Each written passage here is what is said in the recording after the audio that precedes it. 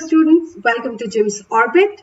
In today's video, we will be talking about Mendel and his contributions. Very briefly, ये आपके chapter 9 heredity का एक छोटा सा टॉपिक है बट बहुत ही इंपॉर्टेंट टॉपिक है ताकि हम आगे जो आने वाली चीजें हैं उनको बेटर समझ सकें. ठीक है. सो फर्स्ट एंड फॉरमोस्ट हम पहले जानते हैं ग्रेगर मेंडल कौन थे.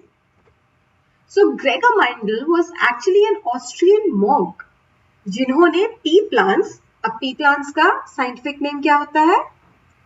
Pisum sativum. ठीक है, ये आपसे एग्जाम में हो सकता है पूछा जाए 1 मार्कर में, तो ये बात ध्यान में रखिए. ऑलराइट, सो ग्रेगर मेंडल एक ऑस्ट्रियन मॉन्क थे जिन्होंने अपनी मॉनेस्ट्री के गार्डन में पी प्लांट्स के साथ एक्सपेरिमेंट किया था, रिसर्च किया था, जो कि turns out was a very very important experiment जिसकी वजह से हम मॉडर्न जेनेटिक्स समझ पाते हैं एंड इसलिए इन्हें फादर ऑफ मॉडर्न जेनेटिक्स या फादर ऑफ जेनेटिक्स भी कंसिडर किया जाता है. अब यू नो समथिंग, इन्होंने एक्चुअली पहले एक मॉनेस्ट्री ज्वाइन की, उसके बाद इन्होंने मैथ्स एंड साइंस पढ़ी and then he did all of his research and इनको अपनी रिसर्च करने में 8 साल लग गए, 8 years. He did these experiments between the years of 1856 and 1863 and his work was published in 1865. This is when he published his work. Now, ये जो 8 साल थे ना, इसके दौरान में इन्होंने 10,000 से ज्यादा पी प्लांट्स ग्रो किए, उनके ट्रेड्स को पढ़ा, जितनी भी उनकी फाइंडिंग्स थी उसको रिकॉर्ड किया. 8 years, it took him 8 years to do all of that work and he published it in 1865. But sadly इस टाइम इनके काम को बिल्कुल भी अप्रिशिएट नहीं किया गया था. It was actually like 35 years later in 1900 when his work was rediscovered. So scientists later rediscovered his work. इनका काम जो है दोबारा 1900 में साइंटिस्ट जब पढ़ रहे थे उन्होंने उनका काम देखा and they realized कि oh my god, what has he done? किस लेवल पर ये काम कर गए, which was so amazing. So this was a brief bit about Gregor Mendel and of course हम इनके पी प्लांट एक्सपेरिमेंट्स के बारे में, इनके दिए गए लॉस के बारे में डिटेल में आगे पढ़ेंगे. Alright, so now before we can start with our explanation of everything, मैं directly start कर सकती हूँ कि चलो experiments की बात करते हैं, उन्होंने क्या किया था, genes, alleles, ये वो. लेकिन अब पहले जान लेते हैं कि ये जो terms है हमारे पास, genes, alleles, इनमें फर्क क्या है, क्या ये सेम है? अगर ये सेम है तो हम फिर इनके लिए अलग अलग टर्म्स क्यों यूज कर रहे हैं? तो चलिए सबसे पहले हम इनकी डेफिनेशन देखते हैं. तो जीन्स क्या होती हैं? जीन्स कुछ नहीं होती है, हमने पहले भी देखा है. Genes are functional units of DNA. Simple. अच्छा, अलील क्या होती है? अलील इज 1 or 2 और मोर वर्जन्स ऑफ अ जीन. अच्छा, ये क्या बोल रही है कि एक अलील जो होती है जीन के ही डिफरेंट वर्जन को बोलते हैं. तो क्या मतलब वो सेम चीज हुई? ओके, इसको हम एक बार अच्छे से अंडरस्टैंड करते हैं. अभी इस डायग्राम को हम इग्नोर करेंगे. सबसे पहले हम जानते हैं कि डीएनए क्या होता है. ठीक है, हमारा जो सबसे सिंपल स्ट्रक्चर होता है, जो सबसे पहला टर्म सुनते हैं हम, डीएनए, डीऑक्सीराइबोन्यूक्लिक एसिड. डीएनए क्या होता है? डीएनए कुछ नहीं होता है, ये होते हैं chain of nucleotides. Chain of nucleotides. और न्यूक्लियोटाइड्स किससे बने होते हैं? ये हमारे बने होते हैं शुगर, फॉस्फेट ग्रुप और नाइट्रोजन बेसिस के. ये उतना आपको डिटेल में जानने की जरूरत नहीं है. I just want you to understand the difference between these terms, right? So एक चीज होती है, एक मॉलिक्यूल होता है न्यूक्लियोटाइड जिसे हम बोलते हैं, जो बना होता है शुगर, फॉस्फेट ग्रुप और नाइट्रोजन बेसिस के. इसको मैं सिर्फ चलो पूरा लिख देते हैं, नाइट्रोजन बेसिस. तो हमें पता है स्ट्रक्चर, ये डीएनए हमें इस तरह का मिलता है. मेरा हेलिक्स गंदा सा लग रहा है, हम इसे इग्नोर करेंगे, राइट। तो ये पूरा स्ट्रक्चर हो गया हमारा डीएनए। अब जीन क्या होगी? इसकी एक यूनिट, इसका एक चंक जो कोई पर्टिकुलर फंक्शन परफॉर्म कर रहा है, एक स्पेसिफिक फंक्शनल यूनिट, उसको हम बोलते हैं जीन। ठीक है, तो ये हो गया हमारा डीएनए 1, ये दूसरी टर्म आ गई हमारी जीन, हमारे डीएनए का वो पोर्शन जो कोई एक पर्टिकुलर फंक्शन परफॉर्म कर रहा है, राइट।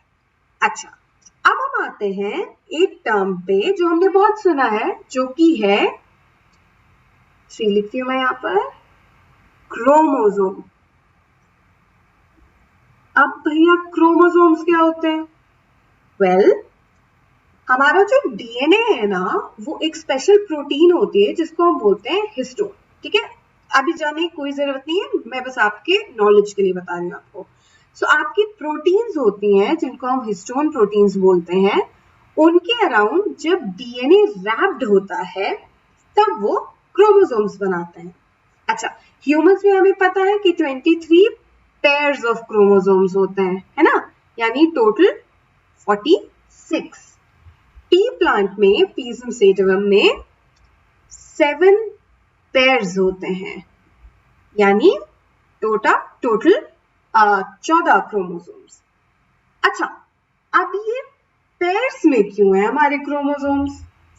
डिप्लॉयड ऑर्गेनिजम्स में, क्योंकि हमारा पी प्लांट है, उसमें क्या होता है कि आपका एक क्रोमोसोम जो है मेल से आता है, मेल पार्ट से आता है, और एक फीमेल पार्ट से आता है, राइट। सो अगर ये हमारा गैमीट है, एक ये आया मेल से, मेल पार्ट से, ये आया फीमेल पार्ट से, राइट। इसीलिए हमारा ये जाकर एक पेयर बनता है क्रोमोसोम का, 1 पेयर ऑफ क्रोमोसोम। अच्छा, तो यानी जो हमारा डिप्लॉयड ऑर्गेनिज्म है उसमें एक क्रोमोसोम का पेयर होता है, इसे हम बोलते हैं, क्या बोलते हैं? हम इसे बोलते हैं होमोलोगस पेयर। क्या बोलेंगे हम इसे? Homologous pair. होमोलोगस क्योंकि ये जो क्रोमोसोम है ना, वो साइज, स्ट्रक्चर में बिल्कुल सिमिलर होते हैं।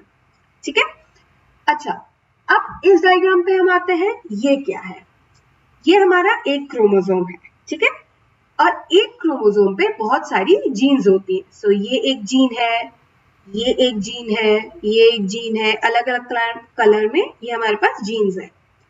तो हो सकता है ये वाली जो जीन है वो हो सकती है जीन फॉर हाइट, ये जीन डिसाइड कर सकती है कि सीड कलर क्या होगा, ठीक है, ये वाली जीन डिसाइड कर सकती है कि फ्लावर कलर क्या होगा। इसी तरह से ये वाली जीन हो सकता है डिसाइड करे कि सीड किस तरह की होगी, राउंड या रिंकल्ड होगी। ठीक है, तो हम इसको बोल सकते हैं द शेप। ये भी कोई कैरेक्टरिस्टिक डिफाइन कर सकती है कि फ्लावर पोजीशन क्या होगी। ठीक है, फ्लावर पोजीशन, इसका मैं पॉज लिख लेता हूं।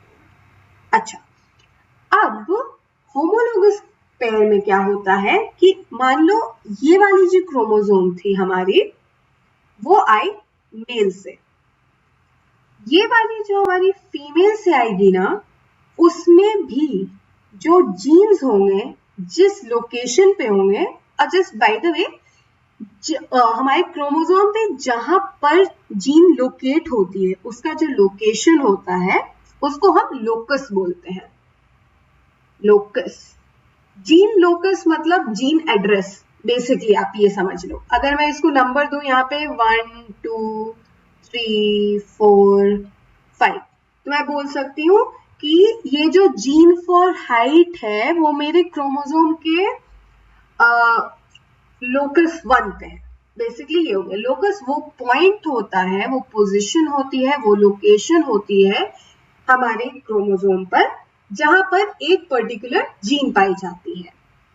अच्छा, तो अब होमोलोगस पेयर में क्या होता है क्रोमोसोम में कि अब ये जहां पर हाइट का था हमारा एक क्रोमोसोम में, दूसरे वाले में भी उसी पोजीशन पर, यानी 1 पर, 2 पर, 3 पर, 4 पर, 5 पर वो सेम जीन्स होंगे जो डिसाइड करेंगे कि वो कौन सा ट्रेट एक्सप्रेस कर रहे हैं। यानी अगर इस क्रोमोसोम के 1 पोजीशन वाली जीन जो है हाइट डिसाइड कर रही है, तो जो दूसरा क्रोमोसोम है वो भी हाइट ही डिसाइड करेगा।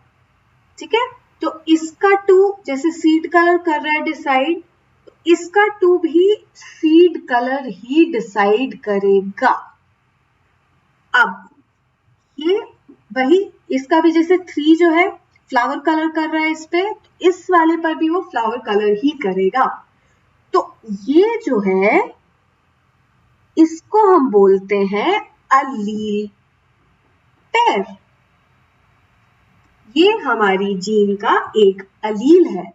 अब फ्लावर कलर अगर हम बोले पी प्लांट के केस में, या तो वायलेट हो सकता है या ब्लू या व्हाइट हो सकता है, सॉरी। सो पी प्लांट के केस में फ्लावर कलर जो है या वायलेट हो सकता है या ब्लू हो सकता है। होमोलोगस पेयर में भले ही सेम जीन हो, ठीक है, जैसे 1 पर इसके और इसके 1 पर हाइट है, जरूरी नहीं है कि अगर ये जो है टॉलनेस एक्सप्रेस कर रहा है तो ये भी टॉलनेस ही एक्सप्रेस करे। वो सेम प्रोटीन नहीं बनाएंगे, लेकिन वो फंक्शन सेम परफॉर्म करेंगे, इसलिए हम उसको बोलेंगे अलील। तो ये हमारी जीन के क्या हो गए, वर्जन हो गए। तो जैसे मान लीजिए ये वाला जो हमारा अलील है, ये वाली जो जीन है इस क्रोमोसोम पर, ये अगर एक प्रोटीन कोड कर रही है, ठीक है। जीन्स कैसे फंक्शन करते हैं, जीन्स क्या करते हैं, प्रोटीन्स बनाते हैं, और ये प्रोटीन्स फिर एक्सप्रेस होती हैं और वो ट्रेट आ जाता है, ठीक है। इन प्रोटीन्स के एक्सप्रेस होने की वजह से ट्रेट आते हैं। तो अगर ये वाली जो जीन है हमारी, वो प्रोटीन कोड करती है और बनाती है व्हाइट फ्लावर, जरूरी नहीं है कि ये वाला भी जो अलील है वो व्हाइट फ्लावर के लिए प्रोटीन बनाए। हो सकता है ये जीन जो प्रोटीन बना रही है उसकी वजह से पर्पल फ्लावर्स आए, ठीक है। तो इसलिए इसको हम बोलते हैं अलील pair. Alleles are 1, 2 or more versions of the same gene. Gene हमारा सेम रहेगा। जीन हमारा क्या है, फ्लावर कलर है। अलील्स क्या है, उसी जीन के वर्जन है। ये वाइट का है और ये पर्पल का है। सो आई होप ये सारे टर्म्स के बीच में अब आपको कोई कंफ्यूजन नहीं होगा। ओके, तो हम आगे बढ़े। अच्छा, अब हम इन अ नटशेल बात करते हैं मेंडल के पी प्लांट की एक्सपेरिमेंट की। तो सबसे पहले उसने पी प्लांट्स को ही क्यों चुना, कोई और प्लांट या एनिमल पे एक्सपेरिमेंट क्यों नहीं किया? वेल, एंड ये आपसे एग्जाम में एक्चुअली पूछा जा सकता है कि what made P plants a suitable model for his experiments. तो उसका आंसर में हम देंगे कि पी प्लांट्स के में कुछ इस तरह के फैक्टर्स थे, कुछ इस तरह के कैरेक्टरिस्टिक्स थे जिसकी वजह से वो बहुत अच्छे मॉडल ऑर्गेनिज्म बने। जैसे 1, they were fast growing and they were easy to grow. कुछ स्पेशल नहीं करना पड़ा था मेंडल को उनको उगाने के लिए, कुछ बहुत मेहनत नहीं करनी पड़ी थी, जल्दी बढ़ते थे और आसानी से बढ़ते थे। Second and one of the most important feature कि पी प्लांट में जो थे ना, बहुत सारे विजिबल ट्रेट्स थे जो एक दूसरे से अलग अलग थे, जो वेरी कर रहे थे। और ये कैरेक्टरिस्टिक्स क्या क्या थे? सीड फॉर्म था, सीड कलर था, फ्लावर कलर था, फ्लावर की पोजीशन थी, पॉड की फॉर्मेशन थी, बेसिकली आपका वो पी का छिलका जिसमें दाने होते हैं, उन पॉड का कलर, वो पॉड्स कैसे प्लेस थे, फ्लावर्स जैसे हमने बोला स्टेम पे कैसे थे, स्टेम की लेंथ क्या थी। तो इसकी वजह से ना ये इतनी डिस्टिंक्शन थी और ये इतने आराम से फिजिकली दिखने वाले ट्रेट्स थे, इसलिए पी प्लांट को चूज करना एक बहुत ही अच्छा डिसीजन था। और each characteristics has two common values. ये अभी हम देखेंगे इसका क्या मतलब है। इसका मतलब है जैसे अगर मैं सीड फॉर्म की बात करूं तो वो या तो राउंड हो सकती थी या वो रिंकल्ड हो सकती थी। फ्लावर कलर की बात करें हम तो वो या व्हाइट हो सकते थे तो या पर्पल हो सकते थे।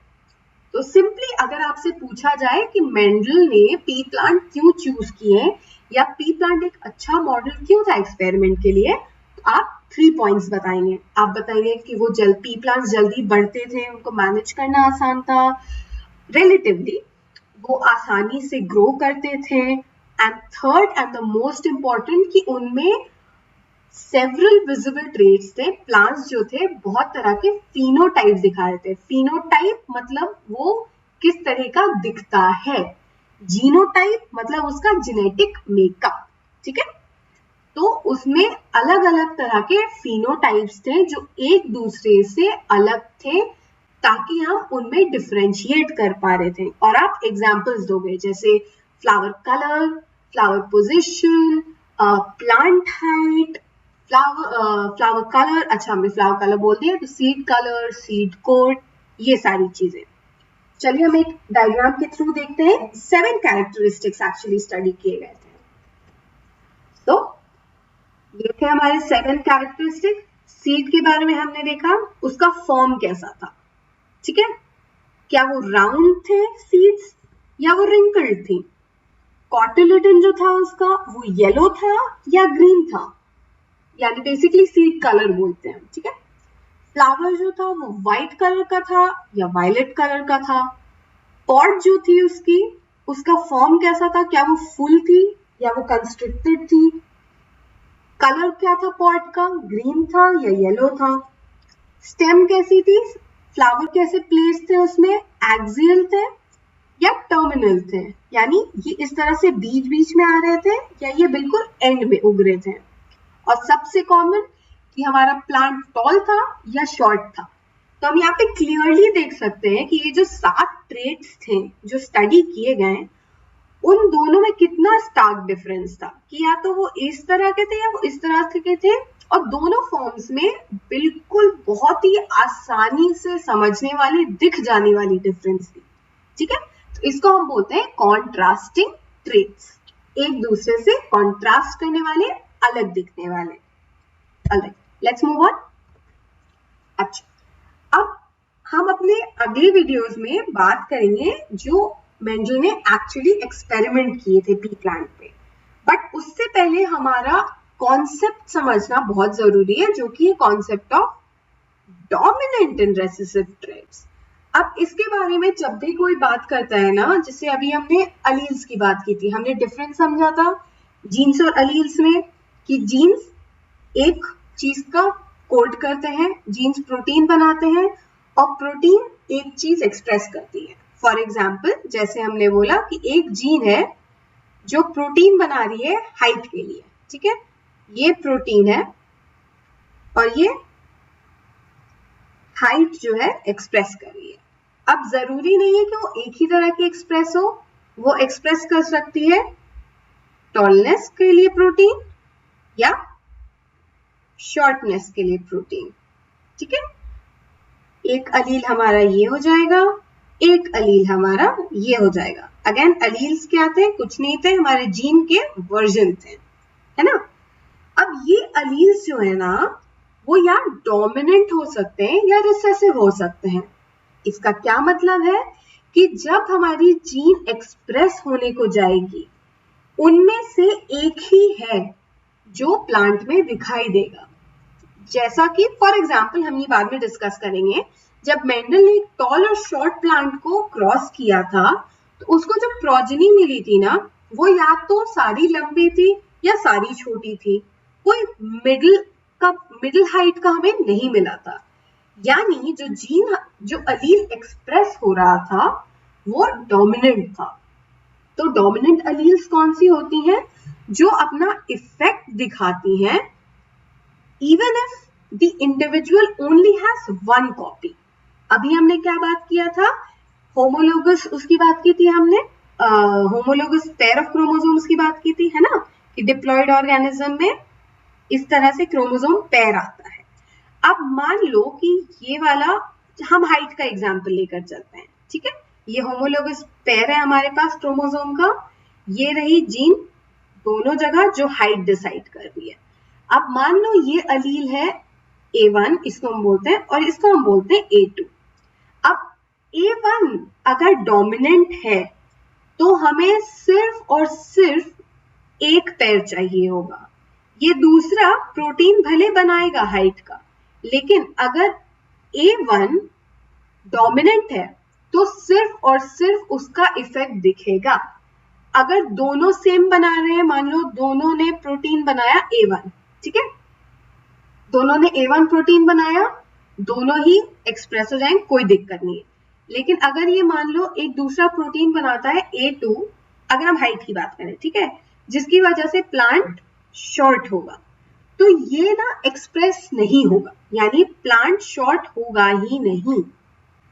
इसकी वजह से प्लांट टॉल हो जाएगा, यानी A1 जो है ये हमारा डोमिनेंट है इसके ऊपर। फॉर एग्जाम्पल यहाँ पर हम दूसरा एग्जाम्पल देखते हैं, the allele for brown eyes is dominant, therefore you only need one copy of the brown eye allele to have brown eyes, ठीक है। तो यहाँ पर अगर ये ब्राउन आइज की जीन थी, ठीक है, इसको हम हटाते हैं, सॉरी, अगर यहाँ पर एक ब्राउन आइज के लिए ये कोड कर रहा है ये अलील, और ये मान लो ब्लू आइज के लिए कर रहा है, और जो हम बोलते हैं ब्राउन आइज जो होती हैं वो ब्लू के ऊपर डोमिनेंट होती है, तो सिर्फ ब्राउन ही दिखेगा इंडिविजुअल में, हमें सिर्फ ब्राउन ही एक्सप्रेस होगा। अब रिसेसिव का क्या मतलब होता है? रिसेसिव का मतलब होगा कि वो अकेले जो है ना, वो अकेले अपना इफेक्ट नहीं दिखा सकती है, तो इसलिए हमें दोनों क्रोमोसोम में सेम बनने चाहिए। फॉर एग्जाम्पल अगर एक प्लांट को शॉर्ट होना है तो उसके जो दोनों अलील्स हैं उनको वो प्रोटीन बनाना पड़ेगा जिसके लिए प्लांट शॉर्ट है, तभी जाकर हमारा प्लांट जो है शॉर्ट रहेगा। अदरवाइज ये जो रिसेसिव अलील्स हैं, ये जो रिसेसिव जीन्स हैं, वो अपना इफेक्ट नहीं दिखाते हैं। Let's read, recessive alleles only show their effect if the individual has two copies of the allele, ठीक है। डोमिनेंट में एक हो तब भी वही एक्सप्रेस होगा, लेकिन रिसेसिव में हमें दो कॉपी चाहिए उस अलील की ताकि वो इफेक्ट दिखे। फॉर एग्जाम्पल ब्लू आइज के लिए जो अलील चाहिए होता है वो रिसेसिव होता है, तो अगर किसी भी इंडिविजुअल में उसकी आईज ब्लू होनी है तो उसके दोनों क्रोमोसोम्स में जो अलील है उसको ब्लू आइज के लिए प्रोटीन कोड करना पड़ेगा। अगर ये वाला ब्राउन के लिए कोड कर रहा है, ये वाला ब्लू के लिए कोड कर रहा है, तब क्या होगा? तब ब्राउन ही आईज होंगी, क्योंकि ब्राउन जो है ब्लू के ऊपर डोमिनेंट है, ठीक है। तो ये था हमारा concept of dominant and recessive. Dominant trait express होने के लिए हमें सिर्फ एक कॉपी चाहिए, ठीक है, just one copy of the allele. लेकिन अगर रिसेसिव ट्रेट को एक्सप्रेस होना है तो हमें दो कॉपीज चाहिए होती हैं। ऑलराइट, अच्छा, अब हम टी प्लांट की बात करते हैं, तो उसमें हमने जो 7 ट्रेट्स पढ़े ना, उसमें वेरी क्लियरली कुछ ट्रेट्स जो है दूसरे ट्रेट्स के ऊपर डोमिनेंट है। तो राउंड शेप जो है वो रिंकल्ड के ऊपर डोमिनेंट है, यानी अगेन ये हमारे पास 2 क्रोमोसोम है, अगर इसमें सिर्फ अलील है जो राउंड के लिए कोड कर रहा है और ये रिंकल्ड के लिए कोड कर रहा है, तब क्या होगी सीड? तब सीड राउंड होगी। अच्छा, अगर दोनों ही राउंड के लिए अलील जो है कोड कर रहा है तो क्या होगा? तब भी ये राउंड होगी। और रिंकल्ड कब होंगी? जब दोनों अलील्स रिंकल्ड के लिए होंगे, क्योंकि ये रिसेसिव है, इसलिए हमें क्या चाहिए? हमें 2 कॉपीज चाहिए, ठीक है। इसी तरह से येलो जो है ग्रीन पे डोमिनेंट है, पॉड कलर क्या है? ग्रीन येलो के ऊपर डोमिनेंट है। शेप फुल कंस्ट्रिक्टेड के ऊपर डोमिनेंट है, टॉलनेस शॉर्ट के ऊपर डोमिनेंट है, फ्लावर पोजीशन एक्सियल, इसको हम एक्सियल बोलते हैं, वो टर्मिनल के ऊपर डोमिनेंट है, purple colour flower white colour के ऊपर डोमिनेंट है। आप चाहो तो आप इसका स्क्रीनशॉट ले सकते हो, क्योंकि हो सकता है आपसे एग्जाम में पूछ लिया जाए कि येलो और ग्रीन में से कौन सा डोमिनेंट ट्रेट था। तो येलो कलर सीड जो थी वो एक डोमिनेंट ट्रेट थी। Alright, let's move on. अच्छा, लास्टली अब हम जानते हैं in brief, in nutshell Mendel की कॉन्ट्रीब्यूशंस क्या रही।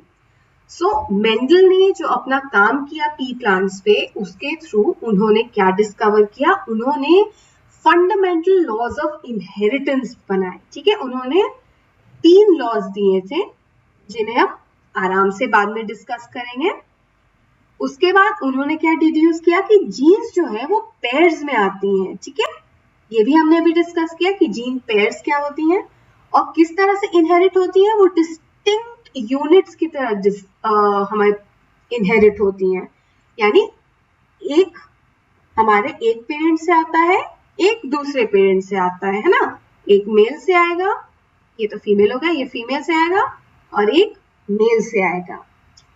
उसके बाद उन्होंने एक और चीज की थी, उन्होंने क्या किया था, उन्होंने segregation of parental genes track की, किस तरह से वो अलग हो रही थी, सेग्रीगेट हो रही थी, और उनका अपीयरेंस जो है उनके प्रोजेनी में, उनके ऑफस्प्रिंग में किस तरीके से हो रहा था, क्या वो डोमिनेंट था या वो रिसेसिव था। Alright, so guys that's all for this video. Next video में हम ये जो है मेंडल के लॉज, जो कि बहुत इंपॉर्टेंट है, हम उनको डिस्कस करेंगे। उन्होंने 3 लॉज दिए थे, एंड हम डिस्कस करेंगे मेंडल का पी प्लांट एक्सपेरिमेंट, उनसे जो रेशियोज मिले वो क्या थे और उस रेशियो का क्या मतलब था, and we will study and have a better look at the phenotypes and the genotypes that were involved. That's all for this video. Thank you so much for watching. If you do like this video, don't forget to like, share and subscribe.